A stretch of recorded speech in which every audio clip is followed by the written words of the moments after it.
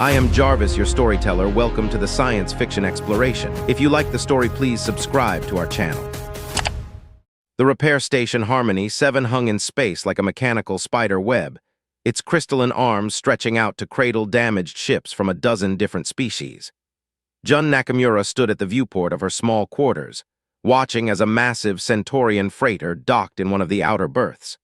Even through the thick plexiglass, she could feel the deep vibrations of the station's machinery, a constant symphony that most of her colleagues had learned to tune out. Jun hadn't taken this job to be comfortable. After 15 years of sound engineering on Earth's quantum computers, she jumped at the chance to work on alien technology. The posting had raised eyebrows. Sound engineering seemed archaic compared to the neural interfaces and quantum diagnostics used by most techs. But Jun knew something they didn't. Every machine had a voice, if you knew how to listen. The comm panel chimed, displaying a message from Chief Technical Officer Zenoval, a towering Arcturian whose iridescent scales shifted colors with their moods. Engineer Nakamura, report to Level 7, Section C. Multiple system irregularities detected. Jun grabbed her diagnostic kit, mostly standard tools, plus some custom audio sensors she'd designed herself. The transport tube hummed as it carried her down to the engineering levels, its pitch shifting slightly as it adjusted for the station's rotation. Something about that shift caught her attention. It wasn't quite right. Level 7 was chaos when she arrived. A team of engineers from various species clustered around a bank of quantum processors, their voices a mix of frustrated clicks, whistles, and standard English. Zenoval's scales had turned a worried orange. The processors are showing cascade failures, they explained, gesturing with one of their 4 arms. But diagnostics show nothing wrong. We've got ships waiting for repairs and our systems are becoming unreliable. Jun closed her eyes, letting the sounds of the machinery wash over her. There, underneath the standard operational noises, a discordant pattern. How long has that been happening? She asked, pointing to a seemingly normal processor bank. What been happening? Zenoval's scales flickered confusion purple. That rhythm, it's off. Jun pulled out one of her audio sensors, adjusting it to filter out the background noise. Listen. She played back the recording, but slowed down and enhanced. Now everyone could hear it, a subtle stuttering in what should have been a smooth sequence of operations. Impossible, declared Rox 427, a robotic engineer whose metallic face couldn't hide their skepticism. These are quantum systems, they don't make sound. Everything makes sound, Jun corrected, already opening her toolkit. Vibrations, resonance, friction, it's all information. This processor isn't failing because of a code error. It's out of sync with its neighbors. She worked quickly, attaching sensors to various points on the processor housing. The readings confirmed what her ears had told her. Microscopic variations in the quantum field were creating physical distortions. The processor wasn't just computing incorrectly. It was literally out of tune with the rest of the system. We need to adjust the field harmonics, Jun explained, pulling up the maintenance controls. Think of it like tuning an orchestra. Every instrument needs to be perfectly pitched, or the whole thing falls apart. Zenoval's scales had shifted to a curious yellow-green. This is not standard procedure. No, Jun agreed, fingers dancing over the controls as she listened to the changes in the machine's song. But neither is having an entire processor bank fail diagnostic tests while apparently working perfectly. It took 3 hours of careful adjustments, but gradually the discordant notes faded, replaced by the smooth hum of properly functioning machinery. The diagnostic lights turned green across the board. How did you know? Rox 427 asked, their synthetic voice containing genuine curiosity now. Jun packed up her tools, considering how to explain. Humans have a saying, music is universal. Turns out that's more literal than we thought. Whether it's Earth tech or alien quantum processors, everything that moves creates patterns. Learn to read those patterns and you can understand any machine. Zenoval's scales had settled into a pleased blue-green. Fascinating. Though unconventional, your methods appear effective. Perhaps. They paused, scales rippling thoughtfully. Perhaps we have been overlooking something important in our reliance on pure data. As Jun headed back to her quarters, she could feel the station's rhythm returning to normal. But something else nagged at her consciousness, a subtle wrongness in the background symphony of Harmony 7's machines. Today's problem hadn't been an isolated incident. Something bigger was building, like the first out-of-tune instruments in an orchestra before everything descended into chaos. She would need to listen very carefully in the days ahead. The next 2 weeks aboard Harmony 7 brought a steady stream of minor anomalies to Jun's attention. Each time, she found the same underlying pattern, systems falling out of sync, creating ripples of dysfunction that conventional diagnostics couldn't detect. But it wasn't until Chief Medical Officer K.H.Rel requested her help that Jun began to understand the true scope of the problem. The Andorian doctor's antennae twitched nervously as she led Jun through the medical bay. "The stasis pods are singing," K.H.Rel explained, her crystalline voice tight with concern. "None of the other engineers believe me, but I know these systems. They shouldn't make any sound at all." Jun pressed her hand against the nearest pod's surface, feeling the subtle vibrations. Inside, a Rigelian pilot floated in suspended animation, waiting for a specialized surgeon to arrive. "How many pods are affected?" "3 so far. We've transferred most patients to the backup units, but..." K.H.Rel's antennae drooped. "We have limited capacity there." Closing her eyes, Jun focused on the pod's resonance. The discord was familiar, the same pattern she detected in the quantum processors, but stronger. She pulled out her modified tricorder, scanning the pod's support systems. "Engineer Nakamura," the deep voice of Director Helios interrupted her work. The station's administrator, a being of pure energy contained within an advanced environmental suit, stood in the doorway. Behind him loomed the imposing figure of Chief Engineer Vrax, their crystalline body refracting the medical bay's lights. "Director," Jun acknowledged, continuing her scans. "I assume you're here about the system failures." "About your unauthorized modifications to station equipment," Vrax corrected, their voice like grinding stones. "Your acoustic methods are not approved protocol." Jun straightened, meeting the crystalline being's gaze. "My methods saved your quantum processors last week." "A coincidence," Vrax dismissed.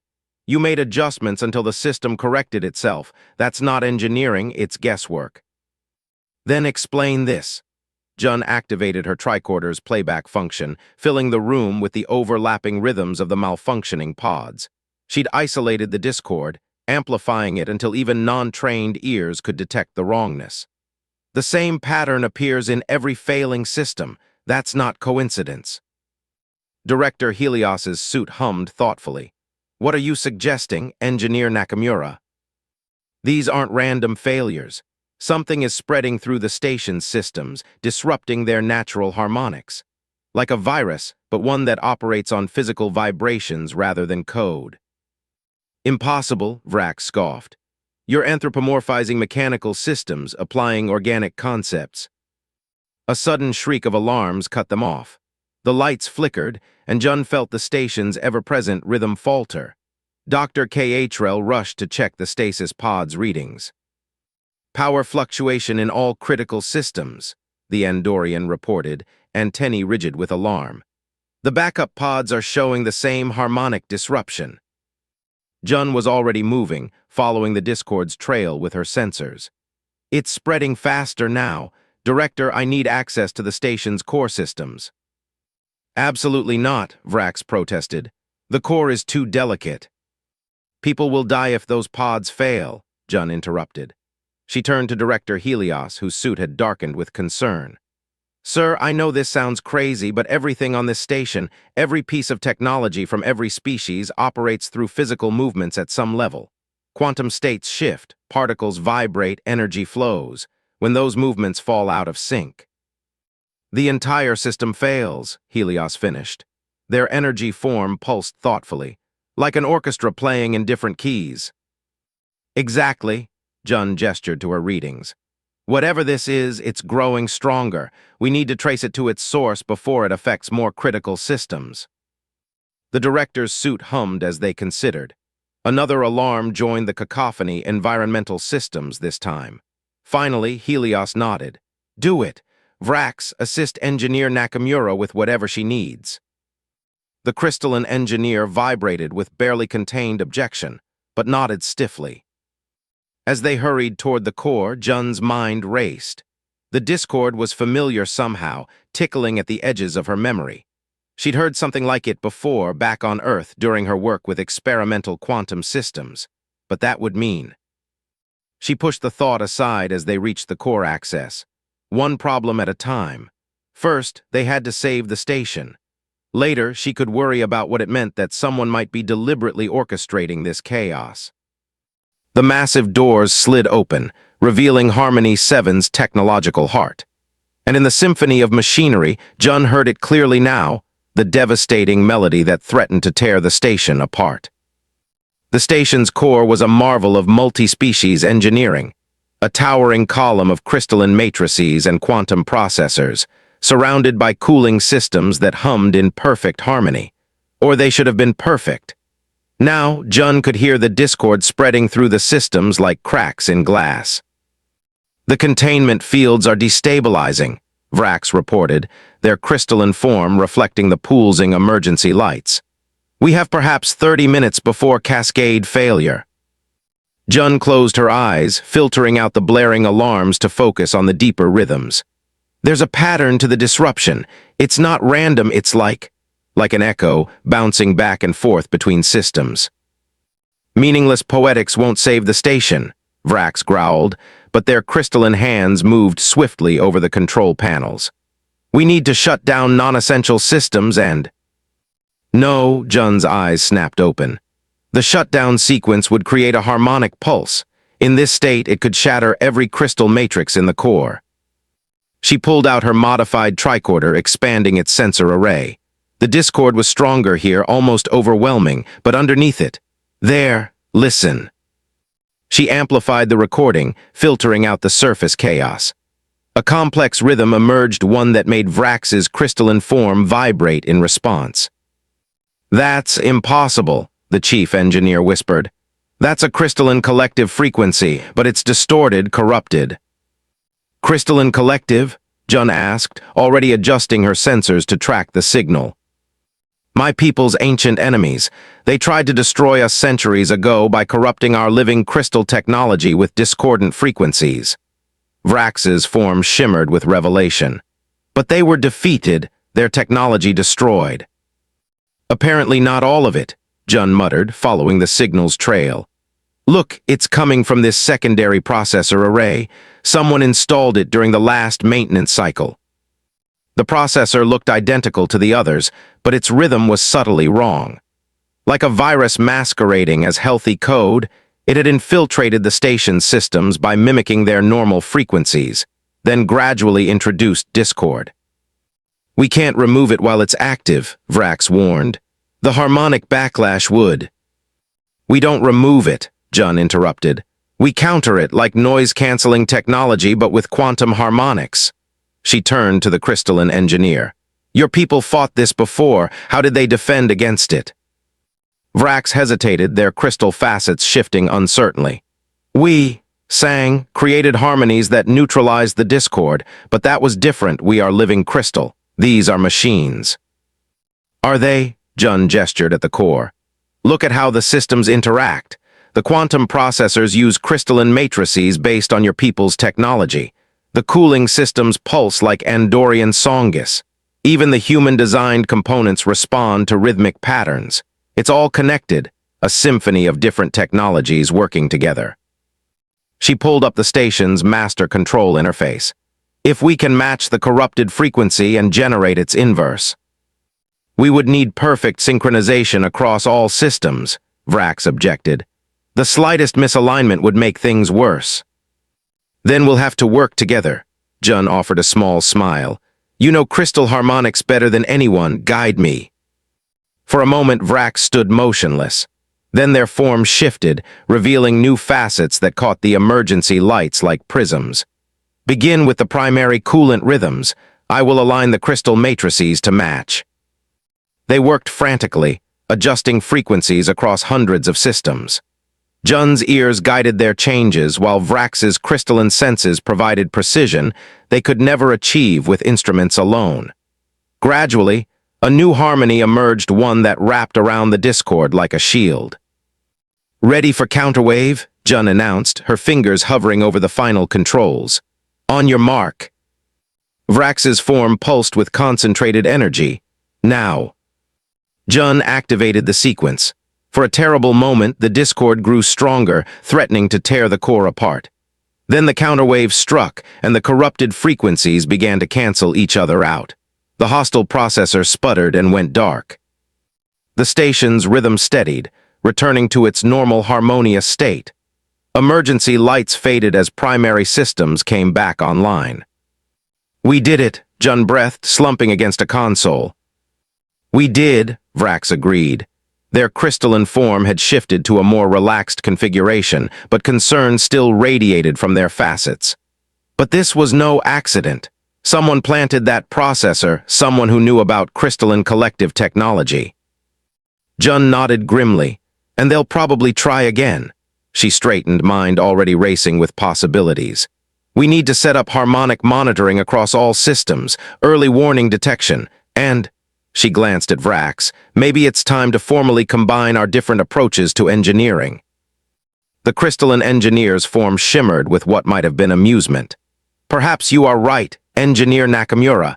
It seems the station's symphony requires both traditional and unconventional musicians." Warning klaxons interrupted their moment of understanding. Director Helios's voice echoed through the core. "Security breach detected in Docking Bay 7. All engineering personnel report status." Jun and Vrax shared a look. Their victory had only been the beginning. Somewhere on the station, hidden among thousands of beings from dozens of worlds, an enemy was waiting. And they had just proven that the deadliest weapons could be hidden in the spaces between sounds. Docking Bay 7 was in chaos when Jun and Vrax arrived. Security drones buzzed through the air while station guards from various species secured the perimeter. Through the massive bay doors, Jun could see a small transport ship attempting to disengage from its docking clamps. "Status," Vrax demanded, their crystalline form pulsing with urgency. Lieutenant Dax, a Trill security officer, gestured to her holoscreen. "Unknown intruder tried to access the bay's control systems. When our teams responded, they retreated to that ship. But something's wrong with the docking mechanisms. We can't lock them down." Jun pressed her hand against the nearest wall, closing her eyes. The bay's machinery was screaming, not just malfunctioning, but being actively corrupted. "They're using the same harmonic weapon but concentrated, targeting specific systems." "Can you stop it?" Director Helios asked, their energy form swirling with concern inside their containment suit. "Not alone," Jun turned to Vrax. "I need you to generate a crystalline resonance field like we did in the core, but focused on the docking clamps. I'll try to match it with the station's systems." The ship's engines flared, straining against the weakening clamps. They had seconds, not minutes. "Security teams, stand ready," Helios ordered. "When those clamps re-engage, I want that ship contained." Jun pulled out her tools, not bothering with the standard diagnostic interfaces. Instead, she connected directly to the bay's power conduits, feeding their frequencies through her modified sensors. Beside her, Vrax's crystalline body began to hum, generating harmonics that made the air itself vibrate. Through her equipment, Jun could see the battle playing out in waves of sound. The intruder's device was sophisticated, sending out pulses of corrupted frequencies that threatened to shatter any crystal-based technology they touched. But now she recognized the pattern, understood its weaknesses. "Shifting to counter-frequency," she announced, her fingers dancing across controls. "Vrax, push your resonance higher, match their upper harmonics." The crystalline engineer's form blazed with light as they complied. Jun felt the station's systems respond, falling into sync with Vrax's crystalline song. Together, they created a wall of pure harmonic energy that crashed against the intruder's discord. A high-pitched whine filled the bay as the two frequencies collided. Jun gritted her teeth, making micro-adjustments to maintain the defensive pattern. Almost there. With a sound like breaking glass, the hostile frequency shattered. The docking clamp slammed shut, locking the transport in place. "Security teams move in," Dax ordered. Drones and armed officers converged on the ship's airlock. But Jun was already running toward the transport, her sensors still active. "Wait, something's wrong, there's another frequency building." The ship's hull began to vibrate, emitting a deep thrumming that made Jun's bones ache. She recognized that sound. It was the same pattern she'd heard just before quantum systems failed catastrophically during her early research on Earth. "Everyone out," she shouted. "They're going to overload their own drive core." Helios's voice boomed through the bay. "All personnel evacuate immediately. Emergency containment protocols in effect." But Jun was moving in the opposite direction, toward the ship. Her mind raced through calculations. If that drive detonated, the harmonic blast would ripple through every crystal-based system on the station. Thousands would die. "Engineer Nakamura," Vrax's voice carried harmonics of fear. "You cannot reach it in time." "I don't need to," Jun called back, connecting her equipment to the bay's power systems. "I just need to change the song."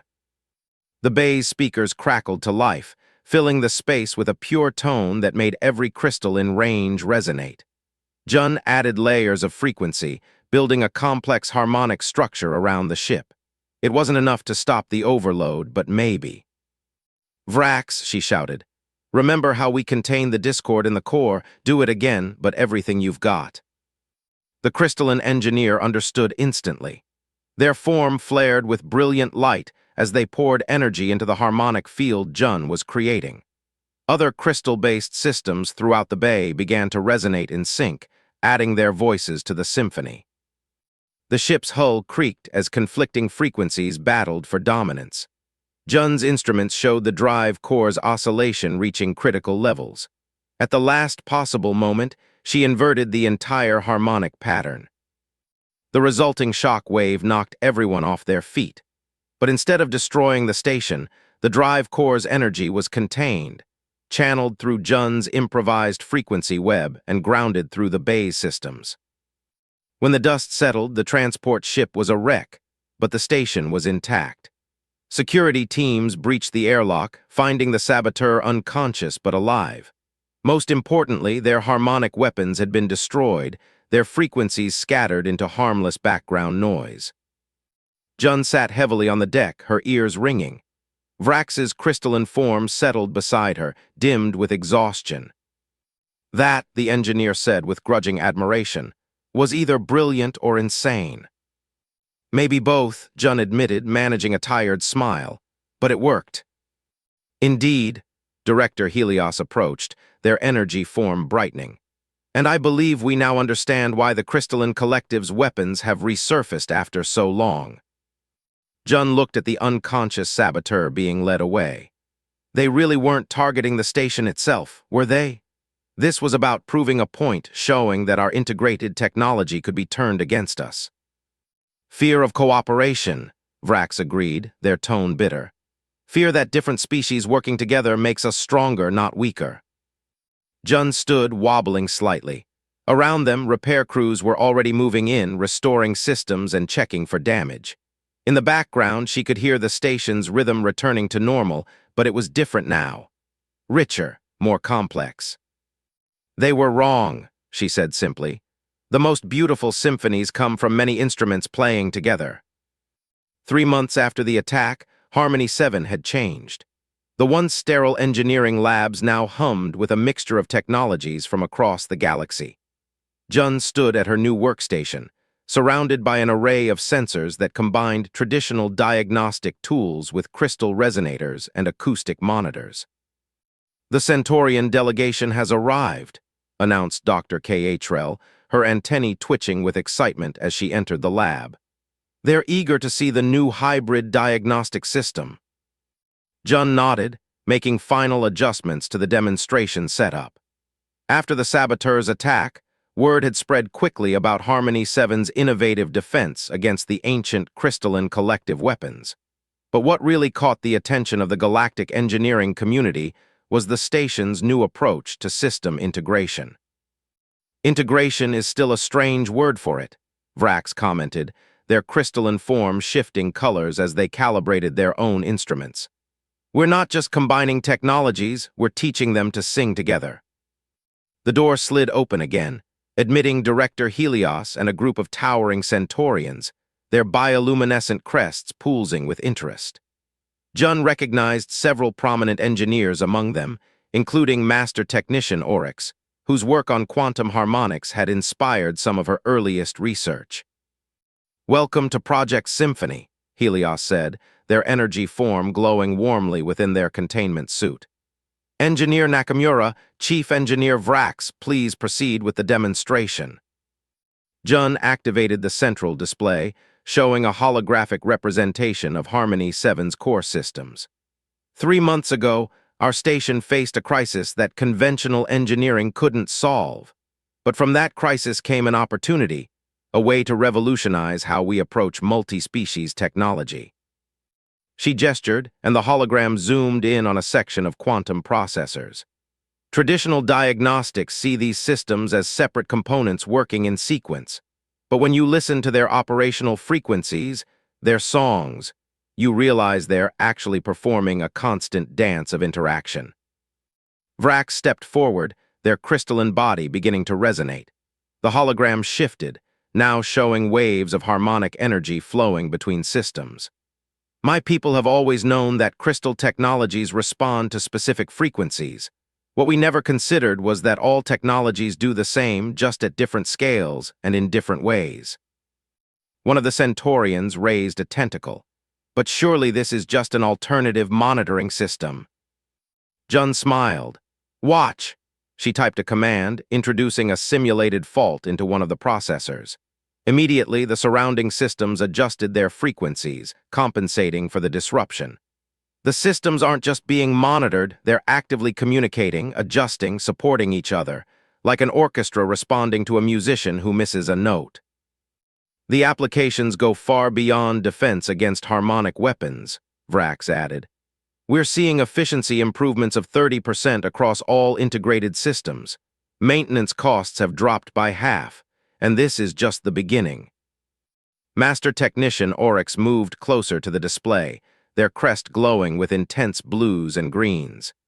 "You're suggesting we could apply this to any technological system, even our bioengineered quantum cores?" "Especially those," Jun confirmed. "Every piece of technology has its own natural frequency, its own voice. Once you learn to hear it, you can help it harmonize with others." The demonstration continued, showing applications across different technologies and species engineering traditions. But Jun found her attention drawn to the window, where she could see ships from dozens of worlds docked at Harmony 7. Each brought their own technologies, their own approaches to engineering. And now, finally, they had a way to make them all work together in true harmony. Later, after the delegates had departed full of plans and possibilities, Jun stood with Vrax and K-Hrel in the observation dome. Below them, the station's arms stretched out like a welcoming embrace to the stars.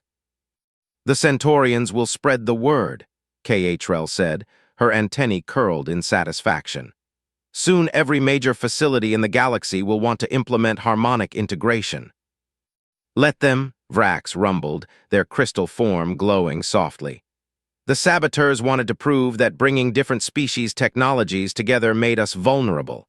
Instead, we proved it makes us stronger."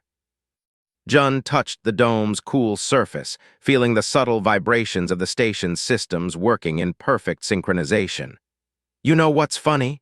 Humans have an old saying, music is the universal language. We just never realized how literal that was." A new ship was approaching the station, this one of obvious Earth origin.